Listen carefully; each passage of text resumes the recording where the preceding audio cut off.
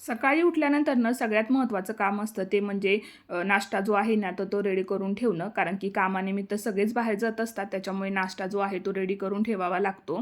तर आता इथे मग कैऱ्या वगैरे सुद्धा चिरून ठेवलेल्या होत्या. आता क्लिनिंगला सुरुवात केली तर मग घरं वगैरे जी आहे ती झाडून घ्यायला लागले. कारण की देवपूजा करण्याच्या आधीच सगळी घरं जी आहेत ना तर ती मी झाडून घेत असते. कारण की देवपूजा केल्यानंतर मग पुन्हा घरं जी आहे ती झाडू नयेत.